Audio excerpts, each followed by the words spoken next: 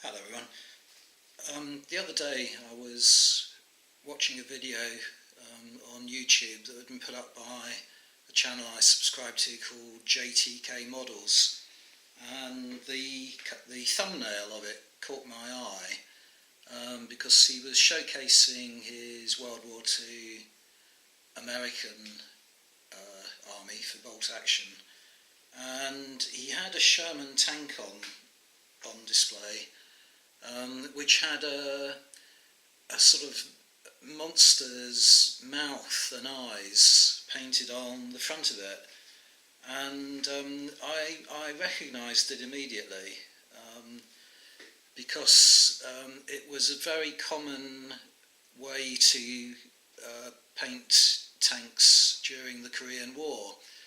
And what he'd actually done was he'd seen a photograph of this paint scheme on a Sherman tank, and I think the photograph had been misattributed to the Normandy campaign, so he assumed that it was such a fun design, he assumed he could use it on one of his World War II tanks.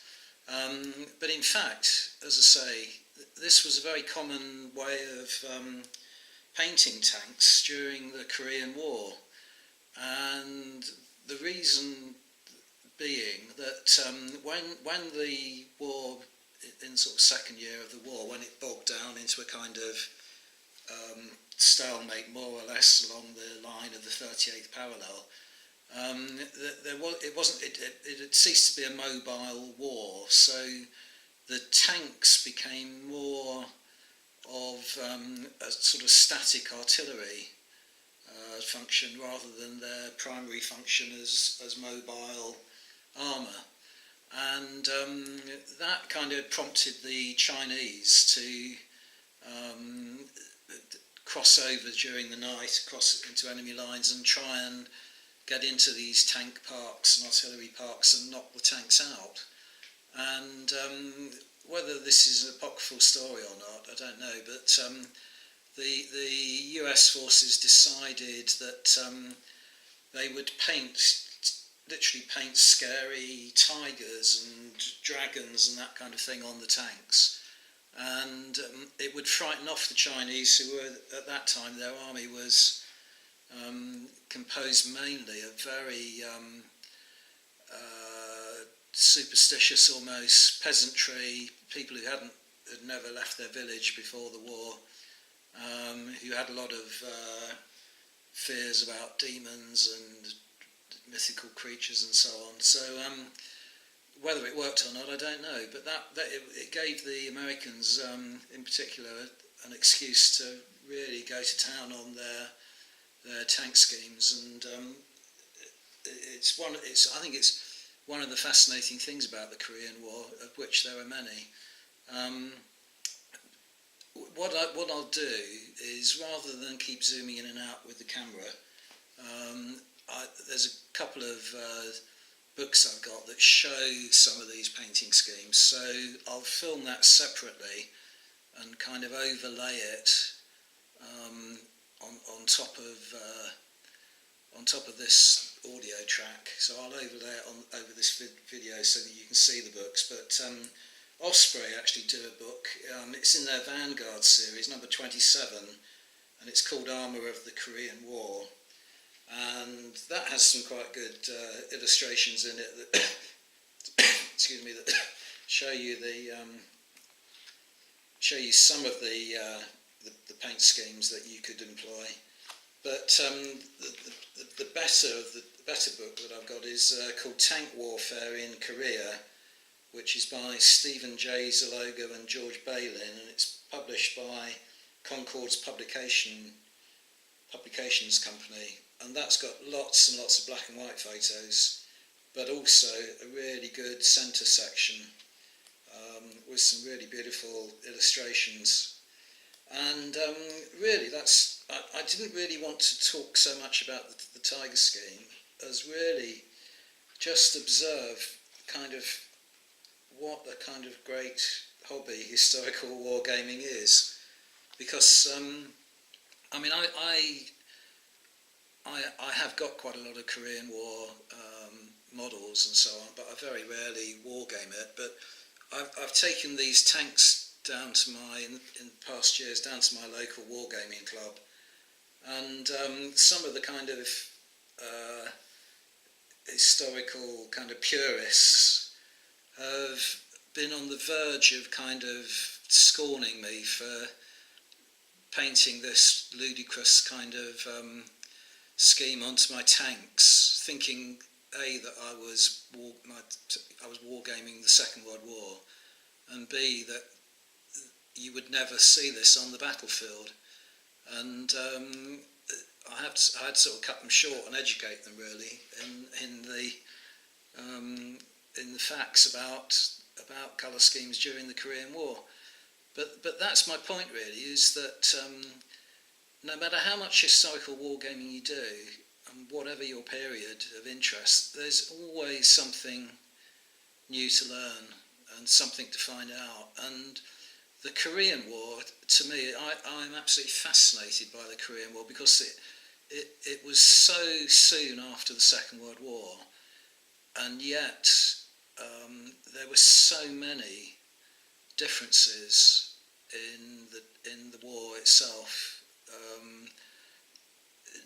Not just sort of superficial things like the way these tanks are painted, but the fact that you had jet fighters, for the first time, MiGs versus Sabres.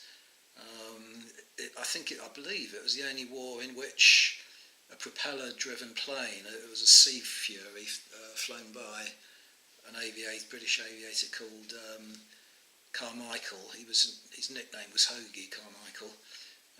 He was flying a Sea Fury, and he shot down a MiG with a lucky shot,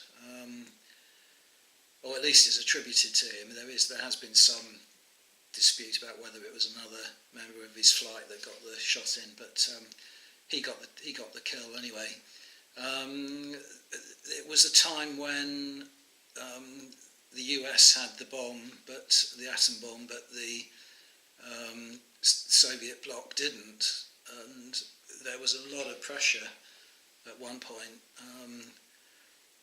to use it in Manchuria to stop the flow of Chinese forces coming over the border, and Americans arguing why were they sending men out to be killed in the US when they had this bomb that could solve the problem just by eradicating the armies as they came over the border. So it very nearly escalated into a nuclear war. All kinds of things like that. Lots of human stories. The war itself seesawed backwards and forwards up the Korean Peninsula and took place in the extremes of weather, from baking hot sun to sub-zero fighting in the winter. There was some fantastic acts of heroism, individual stories. There were a huge number of different nationalities involved. You had the North Koreans and the Chinese essentially on the one side, but there were certainly Russian forces involved as well, particularly Russian pilots flying MiGs over the peninsula. So they were on the one side, and then on the other you had a host of United Nations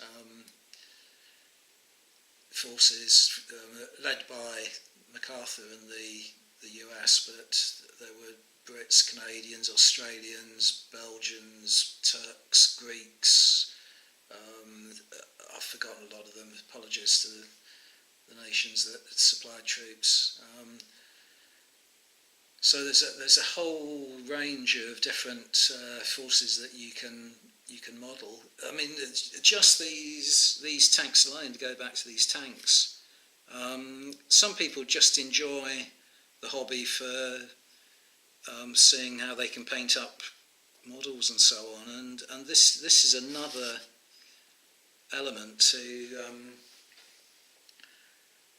to painting a tank. Basically, you can really have fun seeing what you can do with this. So yeah, that's basically all I wanted to say. Really, was just never kind of stop enjoying your hobby, and never stop reading, never stop gleaning new information. And this is a prime example. I mean, why people bother to play sort of fantasy games of what would have happened if the Second World War had been prolonged, I don't know, because you've got a historical example of what would have happened in the Korean War. So I don't get it really. I don't get all these sort of zombie apocalypse kind of World War II themed games, and also don't tie yourself down to one set of rules. You know, some people, you almost get the feeling that they get into the Second World War because of a set of rules like bolt action, and then the minute they lose interest in bolt action, they lose interest in the Second World War. But there is so much more to it than just learning a set of rules and playing some games. You know, you can really go down a rabbit hole once you begin, and it's a fantastic wonderland of things to find out and games to play. So there we go. Thanks very much for watching, everyone. See you on the next video. Bye for now.